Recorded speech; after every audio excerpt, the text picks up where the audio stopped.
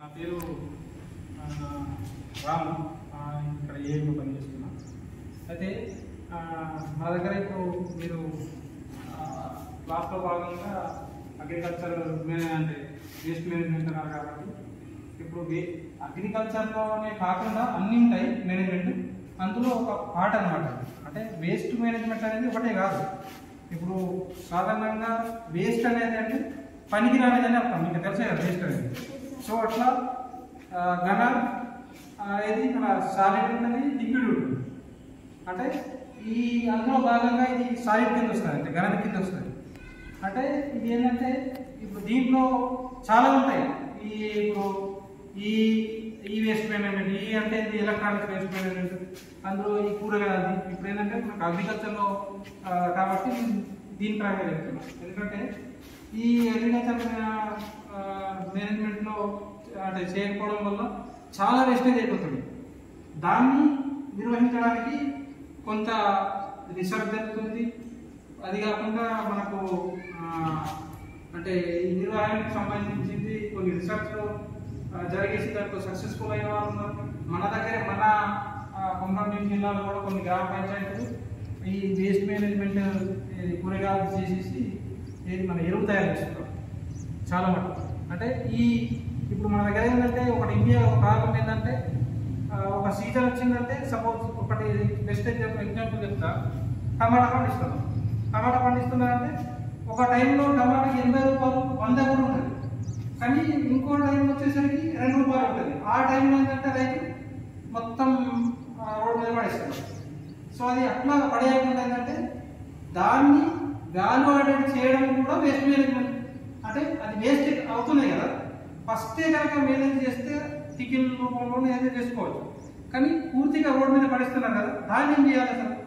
దాన్ని ఏం చేయాలంటే ఇప్పుడు దాన్ని సేకరించేసి దాన్ని ఏం చేయాలంటే ఇప్పుడు సాధారణంగా మీ గ్రామ పంచాయతీలో తెలియదు కానీ ప్రతి అర్థశాస్త్రం తెలుసు కదా, అంటే డబ్బుకు సంబంధించింది వ్యర్థంతో అర్థం దీని కాన్సెప్ట్ అన్నమాట.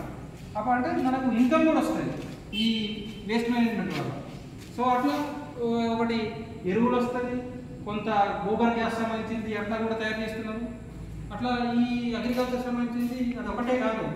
ఇప్పుడు మీకు పత్తి రా మెటీరియల్ ఉంటాయి కదా, పత్తి దాన్ని ఏమంటారు కట్టె, పత్తి కట్టెతో పెల్లెట్స్ అంటారు. పెల్లెట్స్ అంటే కట్టె రూపంలో తయారు చేసేసి హోటల్లో కట్టెతో కట్టేది కదా, అట్లా దాన్ని కెమికల్ కలిపేసి దాన్ని పొడి చేసేసి దాన్ని కట్టె రూపం తయారు చేసేసి ఆ హోటల్లో కలుపుతున్నారు. అది కూడా అగ్రికల్చర్ మేనేజ్మెంట్ కింద వస్తుంది. ఇట్లా కూరగాయలు కానీ ఇప్పుడు అర్థశాస్త్రం తెలుసు కదా, అంటే డబ్బుకు సంబంధించింది వ్యర్థంతో అర్థం దీని కాన్సెప్ట్ అన్నమాట. అప్పుడు అంటే మనకు ఇన్కమ్ కూడా వస్తుంది ఈ వేస్ట్ మేనేజ్మెంట్ వల్ల. సో అట్లా ఒకటి ఎరువులు వస్తుంది, కొంత గోబర్ గ్యాస్ సంబంధించింది అట్లా కూడా తయారు చేస్తున్నారు. అట్లా ఈ అగ్రికల్చర్ సంబంధించింది అది ఒకటే కాదు. ఇప్పుడు మీకు పత్తి రా మెటీరియల్ ఉంటాయి కదా, పత్తి దాన్ని ఏమంటారు కట్టె, పత్తి కట్టెతో పెల్లెట్స్ అంటారు. పెల్లెట్స్ అంటే కట్టె రూపంలో తయారు చేసేసి హోటల్లో కట్టెతో కట్టేది కదా, అట్లా దాన్ని కెమికల్ కలిపేసి దాన్ని పొడి చేసేసి దాన్ని కట్టె రూపం తయారు చేసేసి ఆ హోటల్లో కలుపుతున్నారు. అది కూడా అగ్రికల్చర్ మేనేజ్మెంట్ కింద వస్తుంది. ఇట్లా కూరగాయలు కానీ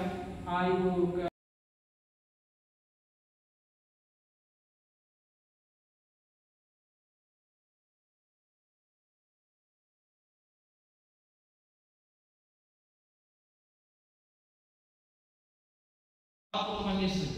నేను ఎందుకు ఈ విధంగా చెప్తున్నా అంటే మీకు అగ్రికల్చర్ ఫ్యామిలీస్ ఉంటుంటాయి. మా రైతులకు ఇబ్బంది పడుతున్నారు తెలుసు. ఒక రైతుకి ఒకటే బస్తా పంపిణీ చేసే సందర్భాలు ఈ సంవత్సరం. అందుకని దాన్ని ప్రత్యేకంగా చాలా బాగా పనిచేస్తుంది. భూమి గుల్లుబారుతుంది, అంటే పొడిగా అయితే కర్బన శాతం పెరుగుతుంది.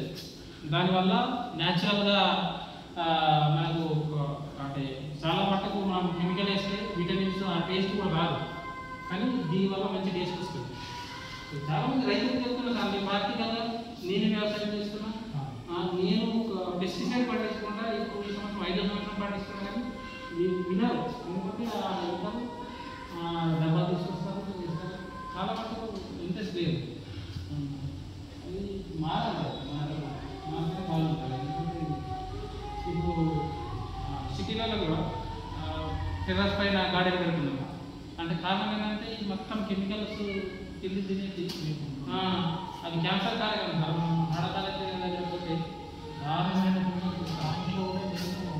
కిచెన్ చేయాలి కదా, చిన్నగా నాకు మొత్తానికి చేసుకుంటే సరిపోతుంది. ఉంటుంది సార్, చెట్టు ఉంటుంది, నీరు చెట్టు ఉంటుంది, సీతాఫలం ఉన్నది, ఉసిరి ఉన్నది, అన్నీ నాకు ఉన్న సరిపోతుంది. ఇప్పుడు టమాటాలు కూడా ఒక 4-5 చెట్లు ఉంటే సరిపోతుంది. టమాటాలు ఉన్నాయి. చాలా మంది అంటే విద్యార్థులే తల్లిదండ్రులు రావాలని పంపించారు. ఎందుకంటే గాలి ఎక్కువ తగలకుండా నేను కాలబెట్టాలి. చాపలు కూడా చెట్టు నుంచి బతుకుతుంది. కార్బన్ ఈ మధ్యలో ఇది కూడా బాగా ఫేమస్ అయిపోయింది. మీకు ఈ వేసుకున్న బయోగ్యాస్ కూడా తీసుకోవాలి.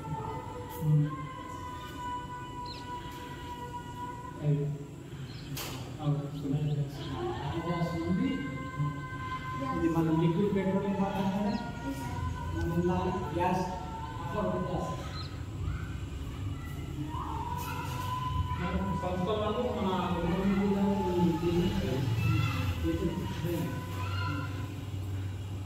కాకపోతే ఇప్పుడు ఊళ్ళల్లో పాతకాలంలో ఉన్నట్టు గేడ దొరకలేదు. అందుకని కొంతమంది